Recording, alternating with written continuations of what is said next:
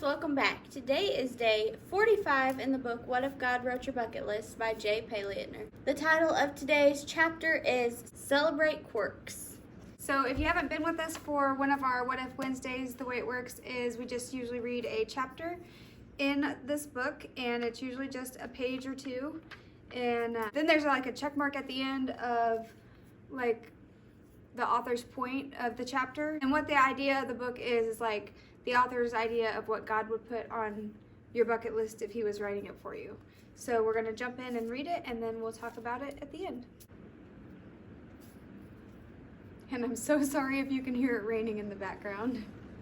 It is so loud. It is coming a downpour. Yeah. I'm not complaining. We needed rain. We needed it. It's a blessing. All right. Just about every time Rita gets the mail, she leaves the mailbox open. For years, that wretched, evil habit ticked me off. I hinted, suggested, and encouraged and begged her to close the mailbox after retrieving the mail. I would forcefully slam the lid on the mailbox with a resounding clang, especially if she was within earshot. My frustration over her horribly irresponsible behavior sometimes lasted well into the evening. I could count on Rita's mailbox insensitivities negatively impacting my personal happiness every afternoon, except for Sundays and national holidays. It's like me with people leaving cabinet doors open. The microwave. Ugh, I cannot stand it because it has the light too. I don't think it would bother me that much if the light wasn't on, but like I see the microwave light when somebody's left the microwave door open and I'm like, really? Just It was really that's all bad. you do. In cosmetology school, they'd leave the cabinet doors open all the time, and I would make it known that they left the cabinet doors open because I would slam them shut. He says, do I exaggerate? Perhaps a little, but only to make a point. My bride is awesome. She's beautiful, intelligent, warm, thoughtful, and loving. It is stunning how often we are in sync. We are on the same page when it comes to almost all controversial life issues, including where to live, how many kids to have, how to raise them, spiritual beliefs, and vacation plans. Just about every time I think of her, I smile. But the mailbox habit really fried my burger. That was my perfect wife's one deficiency. That tragic flaw stood in the way of my personal unconditional contentment. Do you see the absurdity of my fury? It took me a while, but I finally came to my senses. And I laughed out loud. Finally, the mailbox, open or closed, became a symbol of how grateful I was that God had given me a bride who wonderfully and completely matched my needs. Now, every time I see her quirk exposed, I celebrate. She's my wife, and I love everything about her, including her quirky refusal to close the mailbox. By the way, I also am not quirk-free. Allow me to confess. I stir Rita's pots. I sing in the car, I leave dishes in the sink, I steal her favorite pillow. I require a certain kind of pen to sign greeting cards. I guess the next line of dialogue in movies, write out loud, only at home, not in theaters. I won't play Monopoly if I can't be the wheelbarrow. I brush my teeth in the shower. I point out misspelled words. These quirks are not very appealing, and some of them could be downright appalling to my bride. I probably should ask, but I won't. To her credit, she has not attacked me regarding any of them.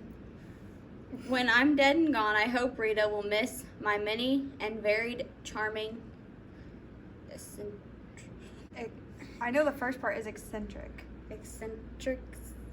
Eccentricities. Eccentricities. That's a big word, Jay. All that to say, if someone you care about exhibits a quirk, not a dangerous, mean, or thoughtless habit, just let it go. Shrug it off. Hang tough. Bear with it. Be completely humble and gentle. Be patient, bearing with one another in love. And that's Ephesians 4:2. For the noble-minded reader, consider taking it a step further. Don't just tolerate or endure the quirk. Cover it with love. 1 Peter 4:8 says, above all, love each other deeply because love covers over a multitude of sins. And quirks, apparently. If a relationship is suffering from a divisive quirk, yours and theirs, you have the power to turn the foible into something endearing. Love can do that.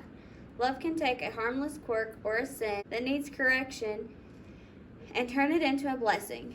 Something that was divisive now brings unity. Finally, the principle applies to more than just one-on-one relationships. On God's bucket list is the reminder that all of humanity has quirks, shortcomings, and infirmities. God has no favorites. He sees all we are and still loves us. There is neither Jew nor Gentile, neither slave nor free, nor is there male and female, for you are all one in Christ Jesus. That's Galatians 3:28. So whatever differentiates you from the person across the street or on the other side of the planet, it's worth remembering that we're all flawed, broken, and in desperate need of a handyman. I think most of us already knew that, right? And then he asks, checking the list, and it says, do you catch yourself being quick to judge? Consider the story of a woman caught in adultery. The self-righteous crowd was a little too bloodthirsty and eager to judge the woman.